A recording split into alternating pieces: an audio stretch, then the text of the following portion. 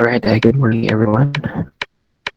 Welcome to our practical research 2 for this morning. Let's begin our lesson with or through an opening prayer. Who is assigned to give the prayer for this morning?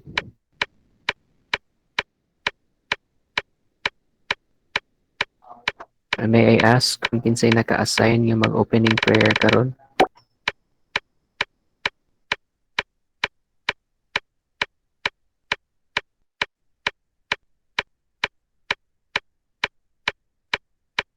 Murag nagka-internet ano sila sir problem. Wait lang sir. All right. If whoever is assigned is not available, na internet problems, we'll have to choose someone else instead para maka-move forward na ta. Do we have... Oh, Miss Cannibal, yes, you're raising your hand. Ikaw ang naka-assign. Hindi na, sir. Volunteer ko, sir. I'm sorry, what was that? Volunteer ko, sir, since wala Ay, naman oh. na-assign. Okay, thank you so much. That would be a really great job for for you to do. All right, yes, Miss Cannibal, please do the honor in giving the opening prayer. Okay, sir. Let us bow down our heads and put ourselves in the holy presence of God. Dear Lord, we humbly ask you to bless the students, bless us. May you shower your abundant blessings and prosperity to each of our homes so that we can use this not only for our daily lives but especially for the performance of our duties to your holy name.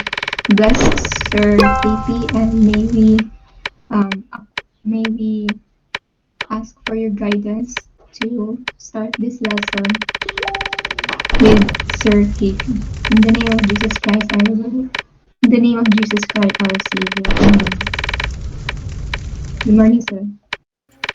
All right, good morning, and thank you very much, Miss Cannibal, for giving the opening prayer. I hope that the Lord would really guide us in today's lesson, that our Almighty Being would really open our hearts and our minds that we may be able to understand things that we need to understand as we go along our lesson for this morning. All right, yesterday we talked about the schematic diagram and its different ways of presenting it, especially if we are focusing on for experimental designs, and then statement of the problem, uh, definition of terms, we have the scope and delimitation, and the significance of the study. Today, we'll talk about part still, a component of our chapter 1, the hypothesis, and our chapter 2 of our research paper, which is the review of related literature.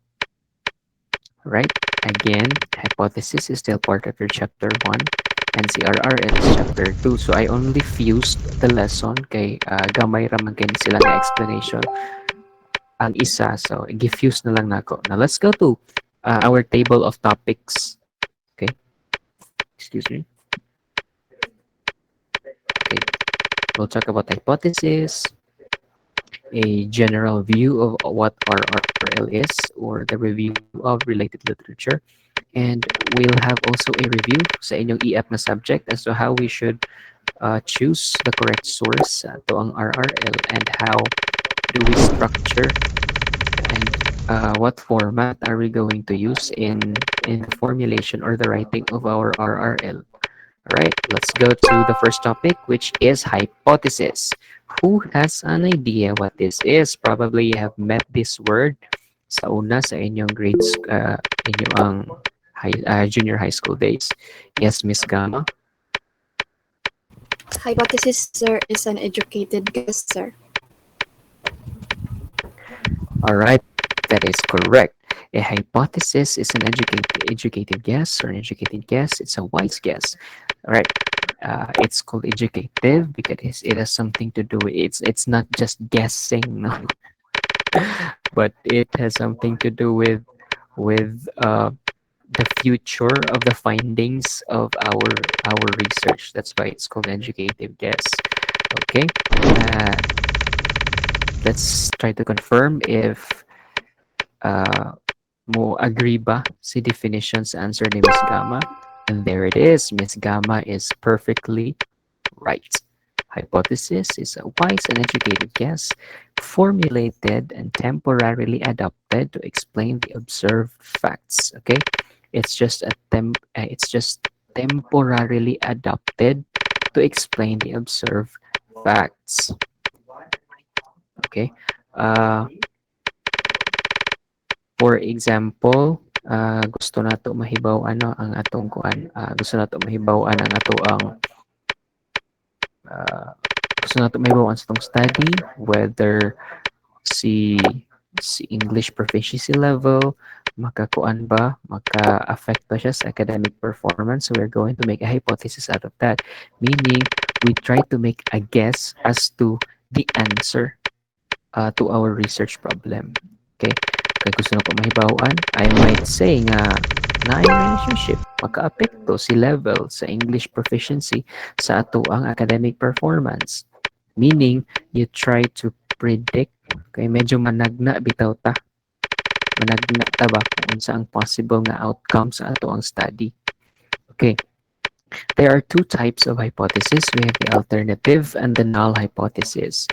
The alternative hypothesis is expressed as H sub A. Okay, H sub A, meaning si A naka-subscript siya.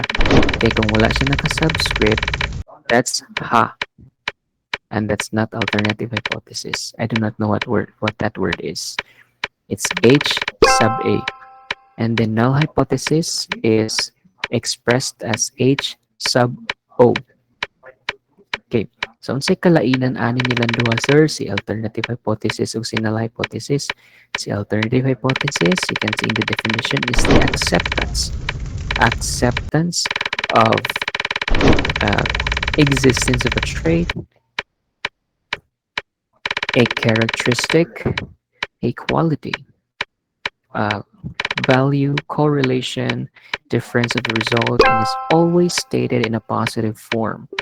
Always take note of that.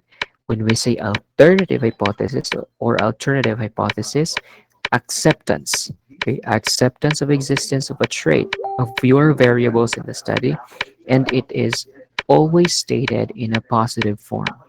Take note of that. Alternative, acceptance, stated in a positive form. Null hypothesis is the exact opposite of alternative hypothesis. If alternative hypothesis is the acceptance of existence of the trait, the null hypothesis is the denial of the existence of a trait. And since alternative hypothesis is stated in a positive form, null hypothesis is always stated in a negative form. Sa atong example kaganina, I want to determine if the English proficiency level of the grade 11 STEM 6 students have a bearing. They have a bearing on their academic performance, or has a bearing on the academic performance of these students. So kung mahibawaan kung maayo ba sa English, kung taas ba og English proficiency level si grade 11 STEM 6 student, maayo ba pud siya or taas ba pud ang iya ang grado overall. So muna siya ang akong gusto mahibawaan. So kay maghimo man ko og hypothesis ana nga alternative, and since alternative is accepting and is stated in a positive form, I would say there is a relationship between the English proficiency level and the academic performance of the grade 11 STEM 6 students. And null hypothesis is a denial and always stated in a negative form. So I would say there is no. There is no relationship between the English proficiency level and the academic performance of the grade 11 STEM 6 students. So that's the difference between the two. Now let me ask you, in the formulation of our hypothesis, what do you think is a good source as source or as a basis of conducting our hypothesis? Do we just randomly think of whatever we can predict and then write these predictions in our or write these write these guesses in our hypothesis? No, sir. Okay, great answer. Now, if not, asa ang tsada nga basis? asa ka ang nindot nga basis Significance, sir. Sa Significance of the study. significance of a study could be considered. Okay. sir, RRL, sir, review of literature. Okay, I also agree with Miss Lewis. Kay in the formulation of our hypothesis, we need the ideas of other researchers also kato ilang mga findings. Okay, kay makahelp to sa ato in the formulation of our hypothesis because these findings also give us an idea since these are related to our study. Okay, what about sa atong study mismo? Naay specific part sa ato ang research nga didto nato i-pattern or i-base ang ato ang hypothesis. Just try to make a guess. Variables, sir. Variables. Variables are very important. Okay, the variables are very important, and since di muna gini siya ang atong pinaka basic I actually nga kanang himuan o asa ni kaning basis atong hypothesis kaning atong mga variables kamo man pud ang atong himuan sa ato ang research questions or atong statement of the problem. What else? Statement of the problem, sir. Mr. Pabualan is correct. Okay, while you guys are correct, those are really important. The variables, the significance of the study. We have the RRL, which is really important because it gives us an idea on how to actually structure our hypothesis. But in looking at our own study, Mr. Daniel is correct. You know, meaning his answer is the closest, the statement of the problem. Sir, nga makaingon maka nga si statement of the problem, sir, na correct naman to, nga corrected inyong answer. Pero nga nakaingon statement of the problem, okay, tanaw na to kung ngano nga nakaingon si Mr. Pabualan nga ang statement of the problem. Okay, let's try to look at this example. Okay. The purpose, kanina nga example is example of a statement of the problem. The purpose of the study will be to assess the impact of technology utilization of students' engagement to the academic achievement in science. Specifically, the study seeks to answer the following questions. And then you lay down all the research questions that lead to the answering or that lead to the question that would answer our general problem. Okay. And anong nakaingon man ka, sir, nga kanang si statement of the problem kay muman ang atong i-test, di ba? We ask questions because muna sa atong gusto nga mga hibaw-an. And ang atong research question ang buhatan nato og hypothesis. And the research questions are found in our statement of the problem. Okay? So we do not need to think of unsa kay Lord unsa kay akong hypothesis ani dili ko kabalo paghimo para dili ka ma-confuse kung asa ka maghimo sa unsa ani mo pag-formulate imong hypothesis. Go back to your statement of the problem. Okay? And then formulate a hypothesis nga alternative or null hypothesis depending on what's required of you.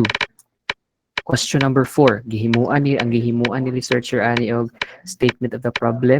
Si question number 4, kani siya nga study. So question number 4, is there a significant relationship among the academic achievement, technology utilization, and students' engagement? So muna siya, question, is there a significant relationship? Then you make an alternative hypothesis. Imo rin siyang i-convert into a declarative sentence. Okay. There is a significant relationship, and repeat the variables. Diba? Is there a significant relationship among the academic achievement, technology utilization, and students engagement? Alternative hypothesis, there is a significant relationship among the academic achievement, technology utilization, and students engagement. And if you're required to write, of course, your null hypothesis, you just say there is no. Convert the question to a declarative sentence. Okay? Convert the question into a declarative sentence, and then just make it an alternative hypothesis or a null hypothesis by accepting the trait or denying the trait, such as this example. So question, sir, nganong anong ang gibuhatan og hypothesis ni mo sir kay si question number 4 Actually, ani siya nga mga research questions. Pwede na to siya buhatan og hypothesis kung ganahan mo. Okay?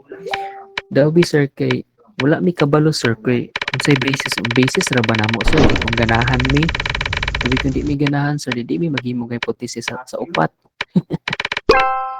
Sa true experimental design, importante kaayo nga naa tay hypothesis. Pero nga naman sir, lagi sir, ikaw sa gahi kay kagulo sir. Nga naman sir, nga si number 4, question number 4, ang imong himuan o hypothesis. Questions 1 to 3 are descriptive questions. Again, pwede na to siya himo ang hypothesis. Kung ganahan ta nga magkalas-kalas uban paper, pwede po dili. Pero ang pinaka-importante ani na question is si question number 4. While everyone is important in your research questions, but question number 4 answers our general problem. Get it? General purposes sa itong introductory statement. The purpose of the study will be proposal pa ni probably proposal to assess the impact of technology, which means you're looking at the relationship between the variables. Assess the impact of technology utilization and student engagement of the academic achievement of these students in the science subject.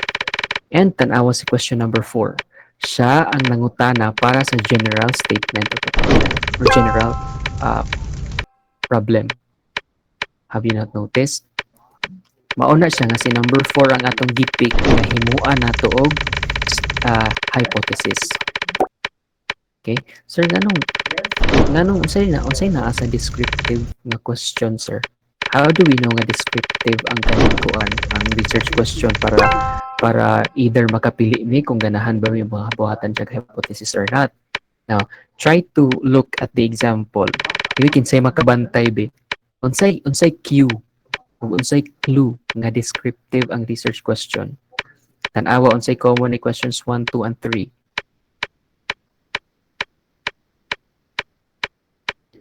Tan-awag yun.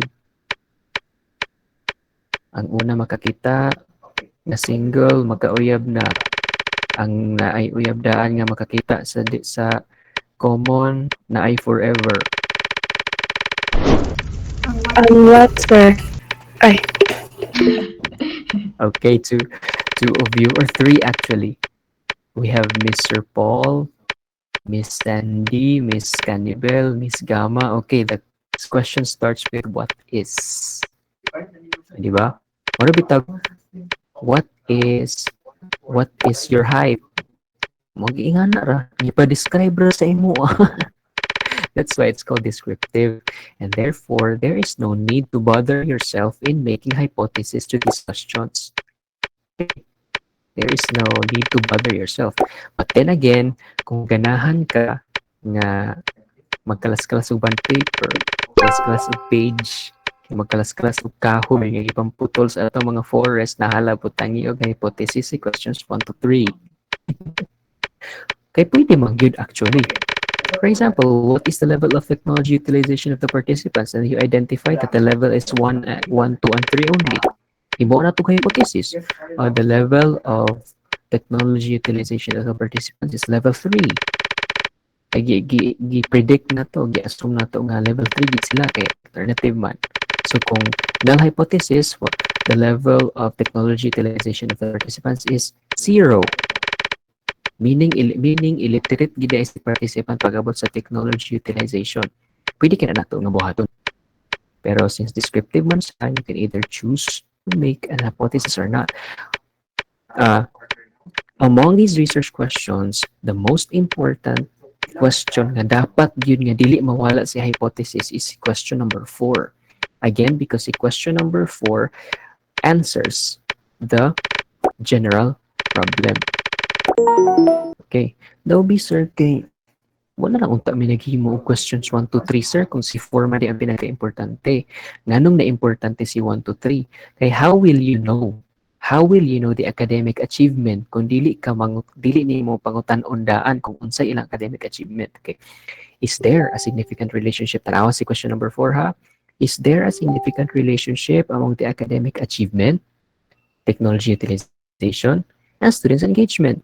Meaning, kuhaon pa nimo ang data ni academic achievement, data ni technology utilization, and data ni students' engagement para ma-answer nato si question number 4 and therefore ma-answer nato si general problem. Now, para makuha nato ang data, mangutana sa ta kung unsa ni ang mga data. That's why nagkinahanglan ta og descriptive questions nga pangitaon sa daan, ipa-describe sa atua daan ang mga variable sa study. Okay mo na sa ang tip in creating our research questions. Kung makita nato si mga variables, first two variables, probably if you can find the first two or three, depende kung pila ka variables, i-describe sa ang mga variables. Formulate a question that asks the description of the variables in your study. First variable, technology utilization. Di mangutana ka kay para ipa-describe, meaning ipa-describe nimo ang technology utilization. Next nga kaning variable, student engagement. So, ipa-describe si student engagement by asking what is the extent. Question number 3 is asking about the description of the academic achievement because that is one of your variables. Okay, identify the variables first, then ask questions that describe questions nga ang answer ani would describe the variables in your study. So write a descriptive question pertaining to the variables of your study, and then number 4, write since we can assume na kung makita na maansira na ni makuha na nato ang data, maka-answer na sa question number 4, which is actually the general statement of the problem. Okay, so muna siya nga, importante silang tanan, kay dili man nimo makuha si question number 4 kung wala kay data. Mo nang ipangutana sa nimo through the first 3 questions. And then si number 4 lang ang atong gibuhatan og hypothesis kay siya ang pinaka importante, kay siya ang actually mo answer sa atong general problem. Okay, again, these descriptive questions, kung ganahan mo, pwede na ito butang hypothesis or not. Kaya descriptive man sila. Pwede mo mangita, puna mo ito natin choice. Pero pag abot sa number 4, question number 4, kay mao naman ni siya ang atong general problem actually, meaning mo ni siya atong gusto i-test. So siya ang buhatan og hypothesis nga pinaka-importante nga naa yun. Dili pwede nga wala. Questions 1 to 3, pwede wala. Question number 4, naa gina dapat. Okay. So muna siya, creation of the hypothesis following the alternative and the null hypothesis. Next example of a statement of the problem, ang atong paborito nga duhat, atong paborito nga lumboy. This study aims to find out if Zizkium cuminae, okay, locally known as duhat, contains phenolic acid and flavonoid as active constituent of antioxidant property. Sorry. Using DPPH scavenging assay and hydrogen peroxide assay. Specifically, it seeks to answer the following questions. So, nagpa-describe na po sa questions number 1. Okay. Number 2 is actually descriptive, but since it's stating nga iagi nato siya og assay, we can consider writing or making or formulate a hypothesis out of this question, number 2. And number 3 would answer our general problem. Okay? Ang ato mang gusto mahibawan, naa ba'y phenolic acid o flavonoid si duhat para mahibawan nato nga naa siya antioxidant property. So how do we know? Question number 3. Does the FTIR spectroscopy, since the FTIR or it is infrared spectroscopy or infrared test is kanisa ang test nga gigamit para ma-identify ang phytochemical content sa atong duhat. So does the FTIR test show the presence of flavonoids and phenolic acid functional group? It could be a yes, it could be no. Okay? Muna siya nga buhatan nato siya og hypothesis. So hypothesis number of question number 2, ako na ning i-leave sa inyo para inyo ang studyhan later. So sir, nganong nganong sinal hypothesis raman imong gihimo sir baka wala ka kuan himo og alternative hypothesis. Wala lang. Ako lang importante gi kaysa nga tanan kung mag-hypothesis ka, sinal hypothesis ang ipakita. Because the alternative hypothesis is your expected outcome. It's your expected outcome, and what you are actually testing is the null hypothesis, because null hypothesis opposes to your prediction, opposes to your alternative hypothesis. The null hypothesis opposes to what you are trying to derive. Meaning sa null hypothesis, gusto niya nga ikuan ka, i-turn down ka. And, syempre, according kay Senator Manny Pacquiao, isog ba ita nga mga Pilipino, musukol ta kang null hypothesis. Muna nga si null hypothesis ang atong i-test. Whether sa atong findings, we accept the null hypothesis, meaning napildi ta, or reject the null hypothesis, meaning daog ta. Okay? Muna siya nga si null hypothesis lang atong gi-focus ug butang diani. And question number 3, does the FTIR control test, meaning is there a presence of flavonoids and phenolic acid in the duhat or Syzygium cuvinae? Alternative, there is, and null hypothesis, there is no presence of flavonoid and phenolic acid. Right? Again, in structuring your hypothesis, just convert the question to a declarative sentence. Okay? Either you accept, kung alternative ta, accept the characteristic or the trait, or deny. Kung null hypothesis, and just say there is, kung alternative, and there is no, kung null hypothesis. Questions? Yes, Miss Lewis? Since dili man namo siya i-conduct jud sir physically ang among researcher nga kanang example innovation, dili man gid namo buhaton ang product. Ang among hypothesis sir pwede mag-base sa katulaging i-research na RRLN sa statement of the problem sir. Okay,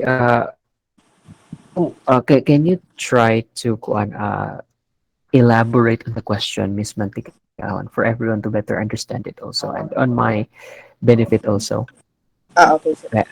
Example sir, reverse vending machine sir, siya sir, and dili man namo siya buhaton good, so dili mi sure kung unsa ang iyang kanang outcome. Ang among null hypothesis lugar ana sir is i-base namo sa lain nga research pati ang pati ang statement of the problem sir. Okay. The first thing that you need to create is your statement of the problem. Can you tell us of your example statement of the problem? Naa pa mi so far sir, na ako'y isa ka statement of the problem na will the Arduino be efficient in receiving kanang bulk nga polyethylene bottles or kanang PET bottles sir. Okay. If we are to base, or if we are to formulate a ano tawag ani? A hypothesis out of that research question, what do you think would it be? Dato na din siya there, Focusing no. on null hypothesis. Dato na din siya dito sir, diba, sa no, the Arduino is not efficient in receiving bulk PET bottles sir. Exactly. Okay. So I do not know if I actually satisfied your query, pero yes, meaning probably you were saying either the hypothesis nga imong himuon would be supported by the related literature from the studies that you have, or related studies that you have gathered. Okay. Well, was your question answered, Miss Lewis? Yes sir, partially na answer siya sir. For sure. Anong I'm so sir kanang like dili gyapon mi maka-formulate sa conclusion kay dili man siya ma-create good physically ang vending machine. Oh yeah. And anyway, this chapter 1 talks about, is still part of the preliminaries of the conduct. So actually, there is no need to bother yourself whether you can get a solid nga findings, okay? Kay dili man gid siya i-conduct. So purely ang atong ginabuhat is the preparation. Okay, I do not think that there is a reason in my end to bother on the data that could be collected. Okay, since chapter 1 is purely a preparation pa man sa conduct of the study. Yes, sir. Okay, sir. Thank you for answering my question, sir. Okay, so just in case you still have a query, just throw follow-up questions. Okay, and so sorry. Ingadto lang ang ato ang hypothesis. So para dili ta ma-confuse, di ta maglisod unsa na to pag-formulate si hypothesis, go back to your statement of the problem and try to convert your question to a declarative sentence, and if it's a null hypothesis, deny by saying there is no. And if you want to accept and then write a alternative hypothesis, you say there is. Okay.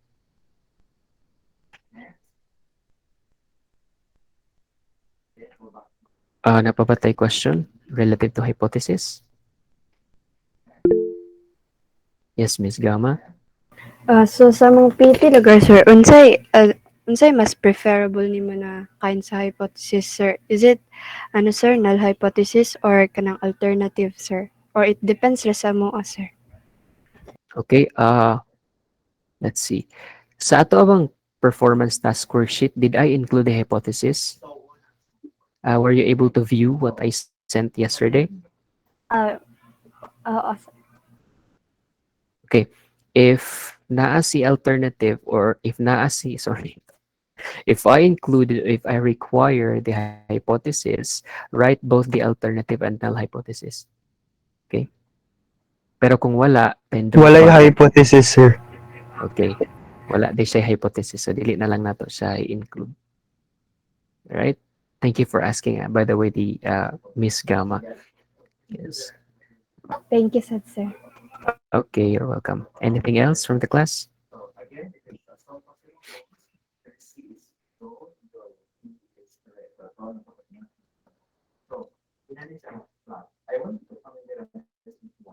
Wala na. Okay, let's go to RRL. So RRL, or the review of related literatures, are write-ups, laws, research articles, research studies, and these are not just basically studies, articles, laws, and write-ups, but they should relate to the present study or relate to your study. Na meaning na ay direct nga bearing sa imong study. That's why it's called review of related literature. For example, ang akong study is assay of the duhat. And then ang RRL is the salability or ang kahalinon sa duhat sa Kogon Market. Dili na siya related. Because I do not care about its salability. I care about its content. So you are probably thinking of the possible contents, kay since antioxidant man na atong gipangita sa ato ang material.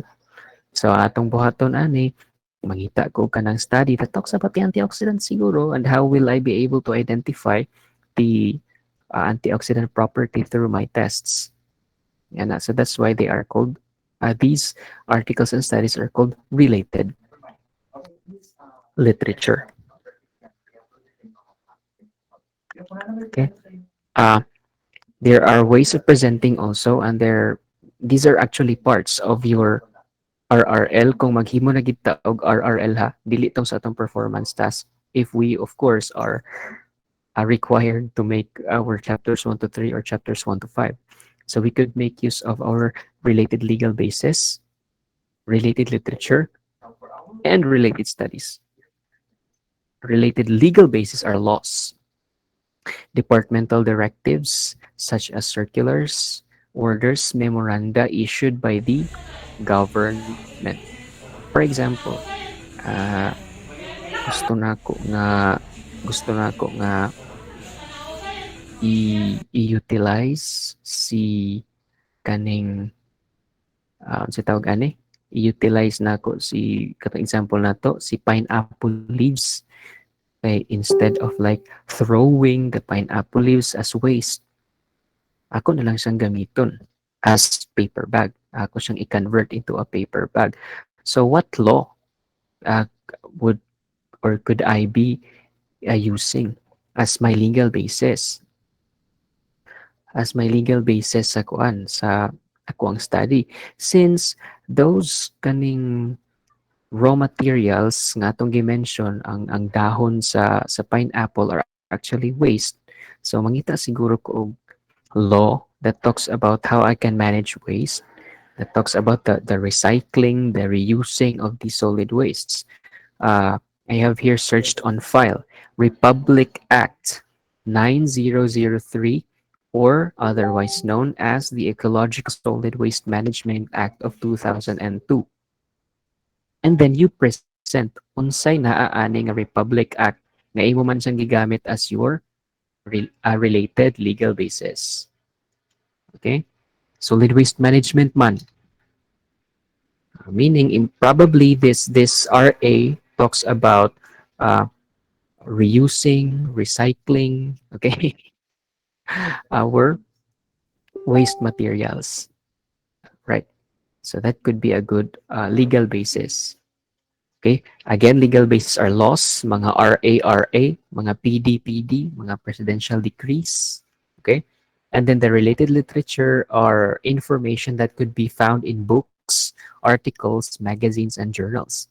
Articles, articles, books, magazines, and journals. Pumaingon po related studies from the term itself. Studies, either local or foreign, research studies, theses, dissertations. Okay?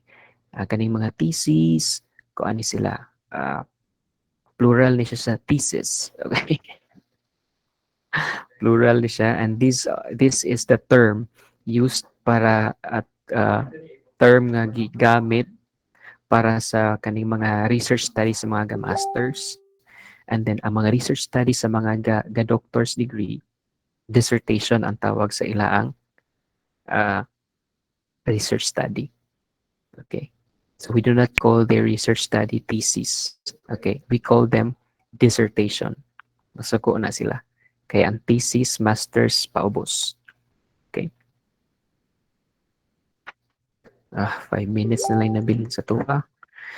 Okay, choose the correct source or choosing the correct source. This is just a quick review of your e-app. Relevance. First criteria in choosing the correct source is relevance. Sa tawag gani? From the term itself, no? Related. Relevance, we meaning related. If mag-study ko about duhat and assay phytochemical content, mangita kong study that talks about phytochemical contents, that talks about antioxidants, that talks about if na nag-study ko, na nag-analyze na dagat sa duhat, pwede ito nga mga study because these studies are relevant. Dili na ko mulupad dito sa salability of banana Q in Carmen market. Dili na siya relevant. Okay, from relevant means related and important. Okay, and important. Next one is authority. Authority has something to do with the background of your author or the researcher. Then, for example, sa akong study, nakakita ko og study pod, research study nga kaning mo relate sa ako ang study, meaning relevant nga study. Uy, something talks about identifying the proper amount of flavonoid and phenolic acid para mahibaw-an ang strength sa akong antioxidant activity. And then, nakakita po ko og the same study. But these studies have different results. These studies have different findings. Ngano man ni? They are both conducted in the same year, bag-o lang, pero lahi-lahi lagi sila o mga result. Tanaw na ko karon, puro man sila relevant pero lahi result. Asa akong gamiton ani? So tanaw din ako si author. Pag tanaw na ko kang first option, ang author adto kay doctor siya, pero doctor sa business and management. Doctor of Management, DM. Ang isa ka study number 2, ang nag-study ani kay isa ka pharmacist. Asa ka ang akong pilion ana? Puro man sila relevant pero as the authority, kinsa sa duha ang akong pilion? Katong study nga gikandak ni Doctor of Management, Doctor of Business Management, or kaning study nga gikandak sa sa pharmacist. What do you think?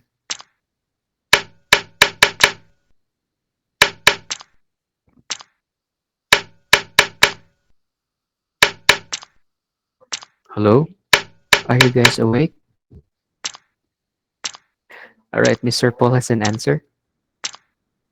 And he is correct. Why do you say so, Mr. Paul?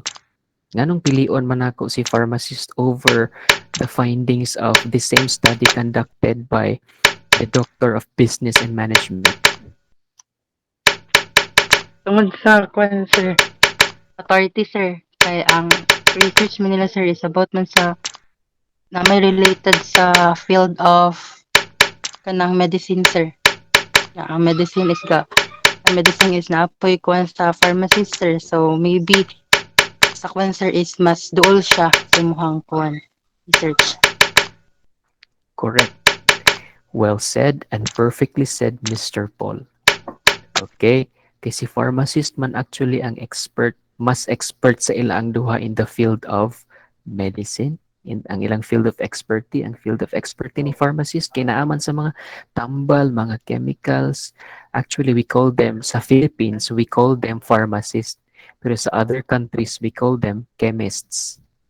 Kaning ato mga pharmacists are actually chemists. Sa ubang nasod, muna ilang title. Dan here sa Philippines, gamit og word nga pharmacist. Namura din og ubos ang title. Okay? Mo ato ring una nara sa parmasya, mga butika, kuan, sana Rose Pharmacy. But actually, they are chemists because they are experts in their field. Okay, so Mr. Paul is correct. Pilion gyud to nako si pharmacist kay maski doktor ning isa pero dili man sa doktor nga related sa medicine or sa field of ingana. Ang iya ang expertise sa field man of business and management. Ito gyud ko kang pharmacist. Okay. As to the currency, if we could still remember, pila gani ka years ang earliest from the current year sa study nga atong pilion para atong RRL.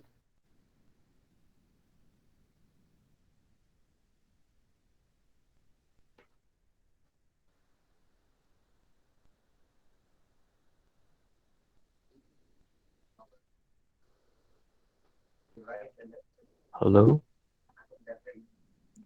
Can you hear me? 10 years, sir? Miss Francine says 10 years. What about the others? Do you guys agree? Mr. Paul says 5 years. Mr. 5 Ga, years, yapon, sir. years. 5 years to 10 years. 5 years ang earliest. 3 years, sir. Wait. Murag taas rin na 10 years. At sa magitinood, Miss Francine. Sa imong answer. Okay. Let's see ha. Depende sa scope. Can you explain this thing, Miss Lewis? Kaning imong answer nga depende sa scope?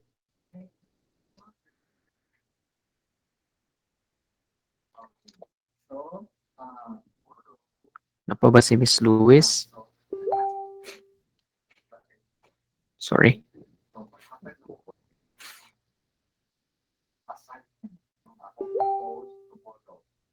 Okay. Probably na siya mic problems or connectivity problems or device problems. The answer is actually 5. Okay. Going back to your ato ang topic sa una sa e-app, 5 years should be the earliest. Okay. Kung naay the same study nga gikandak in the year 2017, same study nga gikandak adtong year 2000. Tapos naa sila different nga findings. Okay? Dito gyud ko mopili sa 2017 or 2018 over adtong the same study gikandak pero adto pang panahon ni Mampor. Kaya nga no, kung ako lang mopili no, mulikay gyud ko sa mga outdated nga mga information and findings. Second, sa year 2017, mas naay advanced nga gamit kung compared atong year 2002. There might be changes in the findings. Okay. And those information and findings in the year 2002 could be outdated and not relevant anymore sa ato ang findings. And then that's why 5 years ang atong earliest. Okay? So, gisulod ang answer ni Miss Francine nga 3 years. Gisulod siya actually. Pero ang maximum, Miss Maxine, is 5 years. Kung wala na gyud tay laing study nga makita, wala na tay laing literature nga makita, pwede ta mag-go beyond. Pwede ta adto sa beyond sa 5 years kung wala nagilain. Pero kung na-study nga i-conduct nga bag-o lang, then dito ta sa earliest latest day. Yes, Miss Gama? Dami lugar, sir. Kanang namin nakita na RRL, sir pa. Pero ang kanitang publishing date kay 1990 kapin, 1990. For example, sir, 1990 ang RRL. Kuan lugar na siya, sir. Invalid kay lapas naman siya, sir. Depending again ha. Thank you for raising the question. Again, depending if wala nagilaing study nga nag-conduct about nga latest. Okay. Nga latest. Pero kung naay latest nga mosulod siya sa 5 years, dito kita we prefer that. Pero kung walay laing study and then the findings are still valid, okay, the findings are still valid, so we could still adapt. Okay, wa may lain nga nag-talk about that variable. Alright? Okay, sir. Thank you, sir. Okay. I'm still waiting for the explanation of Miss Lewis. No, maybe we can get a lot of enlightenment sa answer ni Miss Lewis nga depende sa scope. Siya internet problem connection siya. Ay, okay. So, we understand that. Dili mabalik ang mic. Okay lang na siya. So, if you may, pwede nimo i-type pero weary na kayo kung i-type pa. Probably we can have the different discussion on a different day. Now, let's go to the fourth criteria is objectivity. Lisod ra ba kay sa itong panaay? Actually, lisod siya nga sayon because sayon kay diretso ra sa internet, one type, mugawas na rin ang mga studies. Pero ang nakalisod, dili ta kabalo mo evaluate sa ato ang source na dayon pag-abot sa asa nakuha ang information. Okay? Samot na kay website ang ato ang mga kuan gapangwaan karon, and we have to be very careful.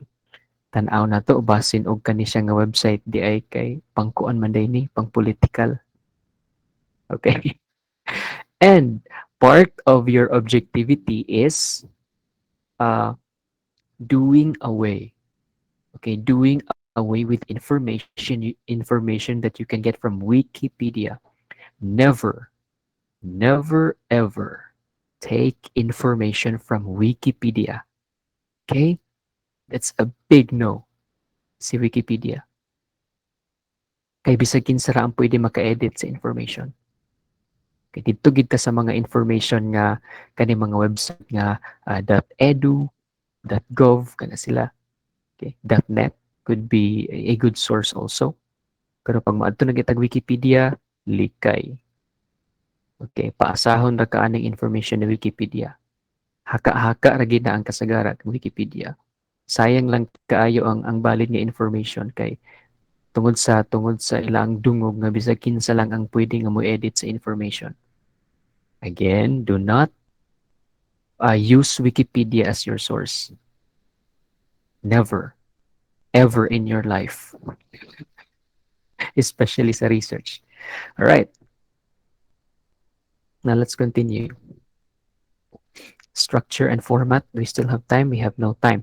Gamay na lang yun. Format nato sa ato ang kuan. You can just study this. Anyway, this was discussed during your e-app. Medyo gikuan raman ako. Medyo ako lang siyang gi-review unta. Pero self-explanatory naman ko makita na to. And if you could still remember your e-app, this would reinforce and remind us of what we have already learned last semester. Right? Questions? All right. By the way, someone from the class, I'm sorry, I could not remember who that was, asked if I could send an example as a sample of an example accomplished performance task. So I was actually trying to look into my files and pangitaon tong akong nahimo actually already. And then it's as of today, wala pa na ko siya nakita. Maybe later, makita na nako to. Okay? And if not, I will make a new one. Okay? And then I will send sa atong Google Classroom para natay basis kung unsa gid ang itsura sa atuang performance task kung ma-accomplish na. So by the way, our last topic for this quarter is RRL, meaning ang inyong performance task taman ras RRL. Okay? Beyond RRL katong mga material procurement, katong ato ang mga uh, instrumental evaluation, ato dili sa nato to ansiran. Okay, meaning from topic to RRL kadto lang ang atong ansiran sa ato ang worksheet. Ana ay nagpataas ka ganina og kamot. Who was that? I'm sorry. Was So, that excuse me, sir. okay? The RLL limitamen, sir, no? So, itong mga data ka-gathering, sir, nga murag part to sa chapter 3, dili na lugar to na maapilon. Yes, correct. Ayaw sa tug apila kay pang fourth quarter pa man to kay mag-discuss pa man ta about adto. Sige, sir, thank you. Okay. Then also only one from the group will turn in. If there are 9 groups from your class, I would only be expecting 9 turn-ins. Okay? It could be magsabot mo sa inyong grupo si leader bakaha or si assistant leader. Okay? Then kung ikaw member, ayaw og pag-turn in ha. Ayaw pag-turn in especially kung blank kay para lang nga makita nato sa atong status nga dili ta missing. Bahalag missing ang ato ang PP kung nakabalot ta nga nag-submit na si leader. Okay na ta. Automatic clear na ta anak. Okay? Miss Gama? Sir, ask lang ko, sir, basa deadline, sir. Okay. Great question. I almost forgot. Supposedly, kay ang deadline would be tomorrow. Deadline would be tomorrow. And then, since naaman tay, na timingan man sad nga naatay Friday nga activity day, dito na lang nako sa Friday i-require ang submission or ang due date. Okay, by the way, dili na ta mag-exam. I will be equating your performance task to your exam. So do good in your performance task. Dili ta maglama-lama sa performance task. Kaya dito na ako i-base ang inyong score sa examination. Our performance task will serve as our examination already. Okay?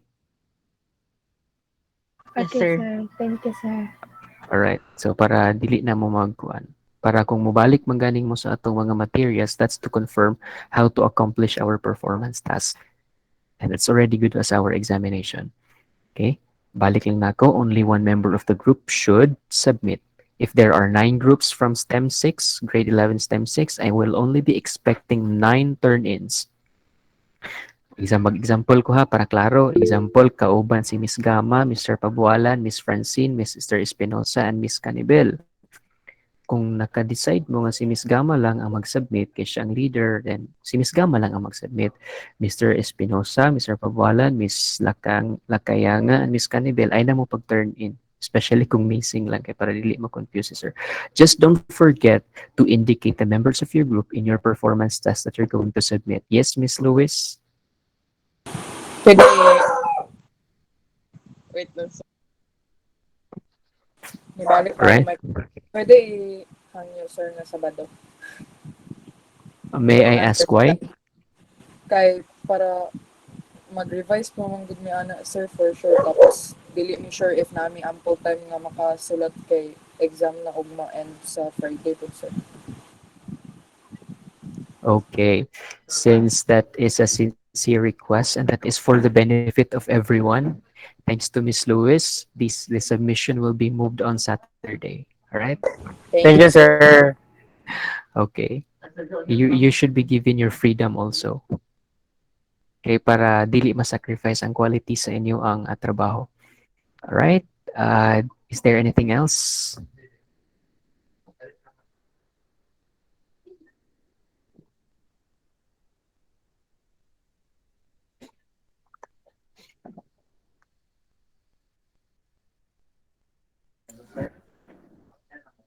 Wala na. Wala na. None na, Okay. sir. Wala na, sir. Thank you kayo, sir. Wala na, sir. Alright. So, should you have any questions nga basig unya pa nato ma-formulate? No, just send me a personal message. And I would like to thank you for being here today, and I'm very grateful to have met you this quarter. And I would be hoping that next quarter, sa fourth quarter, ma-meet gyapon mo nako and maka-interact para sa ato ang research. Okay? And again, I thank you for coming here today and learning with me during this morning session. Uh, Kudos. Okay. Goodbye and God bless. Bye, sir. Thank you, sir. Bye, Sir, sir. thank you, Thank you, sir. sir. Thank you. Bye, sir. Thank you, sir. Okay. Bye bye. God bless you all. Bye, sir. Thank you. All right. Thank you for coming.